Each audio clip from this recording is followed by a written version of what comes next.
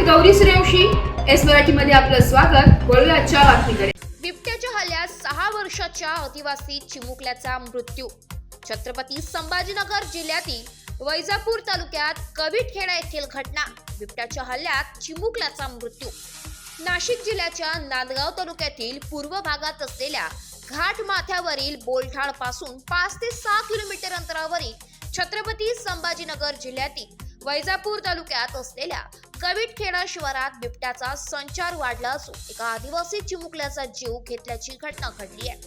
याबाबत सविस्तर वृत्त असं की नांदगाव तालुक्यातील बोलठाण पासून 5 ते 6 किलोमीटर अंतरावरील छत्रपती संभाजीनगर जिल्ह्यातील वैजापूर तालुक्यात असलेल्या कविटखेडा शिवारातील शेती गट नंबर 113 मध्ये गोरख काशीनाथ चव्हाण यांच्या शेतात MP चे लेबर दिनांक 15 जानेवारी 2025 रोजी बुधवारी दुपारच्या वेळेस कापूस वेचत असताना लहान मुलगा नामे महेश सिद्धार्थ आखाडे बसलेला असताना त्याच्यावर बिबट्याने झडप घालून शेजारील ज्वारीच्या शेतात नेला. परंतु आरडाओरडा केल्याने व बाजूच्या शेतामध्ये ट्रॅक्टर होते, त्या ट्रॅक्टर ज्वारीच्या शेतात टाकला तेव्हा सदरच्या बिबट्याने त्या मुलाला सोडून पळ काढला.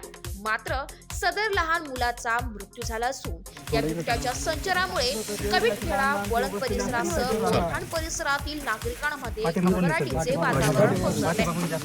सदरची घटना घडल्यानंतर या चिमुकल्याचे फोटो व बिबट्याचे व्हिडिओ सोशल मीडियावर व्हायरल करण्यात आले असून नागरिकांना सतर्कतेचा इशारा देण्यात आलाय.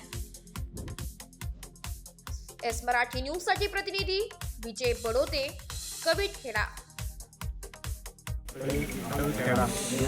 ग्रामपंचायत सरपंच कविटखेडा आणि वळण शिवारामध्ये एक कापूस वेचण्यासाठी आलेल्या मजुरावर हल्ला झालेला आहे. लहान मुलावर हे आम्ही बरेच दिवसापासून मागणी करतोय. 4-5 दिवस झाले वन विभागाकडे आम्ही मागणी करतोय काहीतरी उपाययोजना करावी. आज एक लहान मुलाचा 7 ते 7 वर्ष मुलाचा बळी गेलेला आहे.